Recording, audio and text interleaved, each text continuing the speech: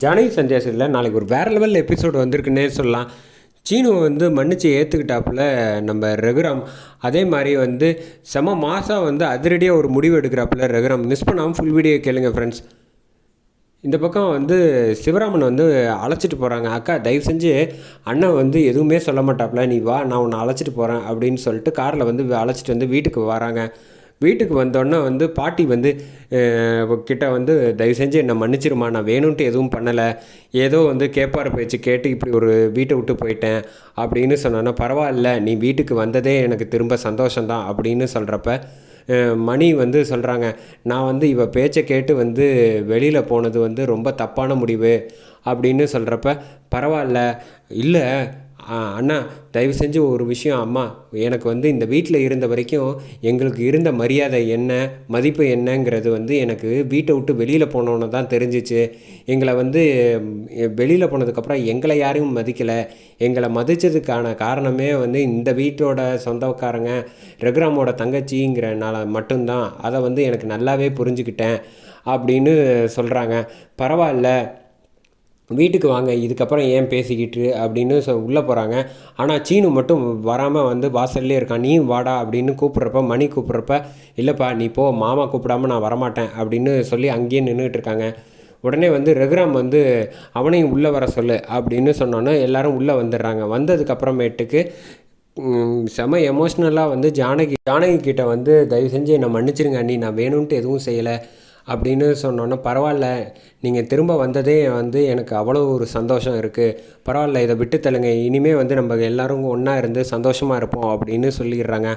அதே சமயம் சிவராமன் வந்து, அக்கா ஏங்க்கா நான் ஏதோ ஒரு ஜாலியாக பேசிக்கிட்டு இருக்கேன், நீ வந்து மறுபடியும் சோகமாகவே பாடிக்கிட்டு இருக்க அப்படின்னா, டே சும்மா இருடா நான் பேச வேண்டிய நேரம்டா அப்படின்னு சொல்லிவிட்டு அம்மா கிட்ட மன்னிப்பு கேட்டதுக்கப்புறம் ரகுராம் காலில் விழுந்துடுறாங்க. விழுந்தோடனே பத்மா வந்து, எந்திரிம்மா நான் உன்னை வந்து வீட்டை விட்டு போகணுன்னு சொல்லலை, நீயாக தான் போனேன் அப்படின்னு சொல்லிட்டு, நான் என்றைக்குமே உன்னை வந்து தங்கச்சியை விட்டு கொடுக்க மாட்டேன், நீ தைரியமாக இரு அப்படின்னு சொல்கிறான்னு இந்த பக்கம் சந்தோஷப்படுறாங்க. அப்போ தான் வந்து சீனுவையும் இங்கே வான்னு சொல்லாமல் அதுக்கு அடுத்தது சீனுவும் காலை பிடிச்சி வந்து ரகுராம் காலில் வந்து விழுந்து அழ ஆரம்பிச்சிடுறாங்க. மாமா நான் வேணும்ன்ட்டு எதுவும் செய்யலை, ஏதோ வந்து தெரியாமல் தப்பு பண்ணிட்டேன் அப்படிங்கிறப்ப, பரவாயில்ல எந்திரி சீனு, நான் வந்து உன்னை அடித்தப்ப எனக்கு என் கை வந்து எவ்வளோ உனக்கு வலிச்சதை விட எனக்கு எவ்வளோ வலிச்சிச்சு தெரியுமா, ஏன்னா நான் வந்து உன்னை வந்து என் தங்கச்சி பையனாக பார்க்கல, என்னோடய சொந்த பையனாக பார்த்துட்டேன். நான் சின்ன வயசுலேருந்து எடுத்து வளர்த்தவன் வந்து என் பேச்சை கேட்காம போயிட்டானே அப்படிங்கிறத என்னால் நம்ப முடியல. அதனால தான் பரவாயில்ல முடிஞ்சதை பற்றி எதுவும் பேச வேணாம். ரகுராம் வந்து அப்படியே வந்து சிவராமனையும் வந்து கூப்பிட்றாங்க. கூப்பிட்டுட்டு வந்து எல்லாரும் சீனு தோல்லையும் கை போட்டுட்டு வந்து சந்தோஷமாக சிரிக்கிறாங்க. இங்கே தனால்லேருந்து எல்லோரும் வந்து டான்ஸ் ஆடுறாங்க. அதை பார்த்துட்டு செம எமோஷ்னல் ஆகுறாங்க ஜானகி. இந்த பக்கம் வந்து சரி ஆனது ஆயிடுச்சு அப்படின்னு சொல்லிட்டு மாயா வந்து மாடியில் தனியாக நின்றுட்டுருக்கப்ப கரெக்டாக வந்து சீனு போய் பேசலான்ட்டு வராங்க. பார்த்தப்ப என்ன சீனு அப்படிங்கிறப்ப, நான் ஒரு விஷயம் சொல்லட்டுமா, இந்த கல்யாணம் வந்து நிற்கும்னு நான் மனப்பூர்வமாக நம்பினபடியே வந்து இப்போ சாரு கூட நின்றுச்சு. இனிமேல் வந்து பெரியப்பாவோட வாக்கும் செல்லாதுன்னு சொல்லிட்டாரு. நான் இப்போ சொல்கிறேன் மாயா, உன் மேலே முன்னாடி எனக்கு இருந்த காதலை விட இப்போ 2 மடங்கு அதிகமாக இருக்குது எனக்கு அப்படின்னோடனே, நான் ஒரு விஷயம் சொல்லட்டுமா சீனு அப்படின்னு, சொல்லு மாயா அப்படிங்கிறப்ப, எனக்கும் வந்து உன் மேலே வந்து அன்பு காதல் வந்து இன்னமும் அதிகமாக இருக்குது, இப்போயும் இருக்குது அப்படின்னு ஒரு வார்த்தையை சொன்னோன்னே 2 பேரும் வந்து பார்த்து ஐ டு ஐ கான்டாக்டில் பார்க்குறாங்க. அப்போ ஒரு பேக்ரவுண்ட் ரொமான்டிக் சாங் ஒன்று போடுறாங்க. இந்த பக்கம் மாயா வந்து ஏதோ ஒரு வார்த்தை சொல்ல வர்றப்ப டக்குன்னு வந்து, நீ எதுவும் சொல்ல தேவையில்லை எனக்கு எல்லாமே புரியும் அப்படின்னு வந்து சீனு வந்து பேசுகிறாங்க. இவங்க 2 பேரும் சந்தோஷமாக பேசிகிட்டு இருக்காங்க. அதே சமயத்தில் அந்த பக்கம் வந்து லிங்கத்தை வந்து வர சொல்லி வந்து புவனேஸ்வரி வந்திருக்காங்க. புவனேஸ்வரி கண்ணாப்புனான்னு வந்து சத்தம் போடுறாங்க லிங்கத்தை.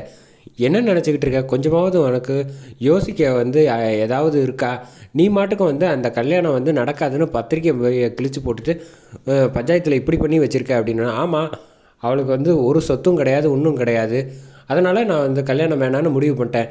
நீ முதல்ல என்ன சொன்ன என்கிட்ட வந்து கேட்டப்ப, நான் வந்து அந்த குடும்பத்தில் வந்து உள்ளே கல்யாணம் பண்ணி போனதுக்கப்புறமேட்டுக்கு நீங்கள் ஒன்றும் கவலைப்படாதீங்க, உங்களுக்கு சப்போர்ட்டாக இருந்து உள்ளுக்குள்ளே இருந்து குட்டையை குழப்புவோம் அப்படின்னு சொன்னேன்ல, அதை நம்பினேன் பார்த்தியா, உன்னையெல்லாம் நான் நம்பி ஒரு பெரிய திட்டத்தை போட்டு வச்சுருந்தா நீ கடைசியில் என்னடான்னா கொஞ்சம் கூட யோசிக்காமல் இப்படி ஒரு முட்டாள்தனமான முடிவு எடுத்துட்டியே அப்படின்னு சொல்கிறாங்க. என்ன நினச்சிக்கிட்டு இருக்கீங்க, நான்லாம் கரெக்டாக தான் பேசினேன். பத்மா பேர்லையும் சரி சீனு பேர்லையும் இன்னுமே ஒன்றுமே புரியாமல் இருக்கியே. பத்மா பேரில் சொத்து இல்லைன்னா என்ன, ரகுராமோட தங்கச்சி அது ஒரு விஷயம் போகாதா? நீ மட்டும் வந்து கொஞ்சம் யோசித்து கல்யாணத்தை நடத்தி வச்சதுக்கப்புறம் வந்து பத்மா கிட்ட நீ காசு கேட்டிருந்தேன்னு வச்சுக்கயேன், அவன் வந்து நீ கேட்க கேட்க வந்து கொடுத்துக்கிட்டே இருந்திருப்பான். அதை விட்டுட்டு இப்போ வந்து எல்லாத்தையும் வந்து ஏமாந்து நிற்கிறியே அப்படின்னு சொல்கிறப்ப, ஓ இதை அப்படியும் செய்யலாமா அப்படின்னோடனே, உனக்கு தான் எந்த விஷயமும் தெரியலல்ல, அந்த அளவுக்கு பக்குவம் இல்லைல்ல, அப்படின்னா நீ என்ன செஞ்சுருக்கணும், ஒரு முடிவு எடுக்கிறதுக்கு முன்னாடி என்கிட்ட வந்து பார்ட்னர் வந்து நீ வந்து கேட்டிருக்க வேணாமா அப்படின்னு புவனேஸ்வரி வந்து சத்தம் போடுறாங்க. இப்போ நான் என்ன பண்ணுறது அப்படின்னோடனே, இதுக்கப்புறம் என்ன பண்ண முடியும், ஒன்றுமே பண்ண முடியாது. நீங்கள் பண்ணி வச்ச வேலைனால சீனும் மாயாவும் காதலிக்கிற விஷயம் அவங்க குடும்பத்துக்கு மட்டும் தெரியாமல் ஊரில் உள்ள அத்தனை பேருக்கும் வேற தெரியப்படுத்திட்டீங்க. இப்போ ரகுராம் வந்து அதிரடியாக வந்து அவர் வந்து நான் சொன்ன வாக்கு செல்லாதுன்னு வேற சொல்லிட்டாப்புல. மேற்கொண்டு அவங்க 2 பேருக்கும் சேர்த்து கல்யாணம் பண்ணி வைக்கலாம் அப்படின்னு அவங்க முடிவு எடுக்க போகிறாங்க. அது மட்டும் எனக்கு நல்லா தெரியுது அப்படிங்கிறோன்னா, என்னங்க சொல்கிறீங்க அப்படிங்கிறாங்க. அதிர்ச்சி ஆகிறதோட எபிசோடு முடியுது.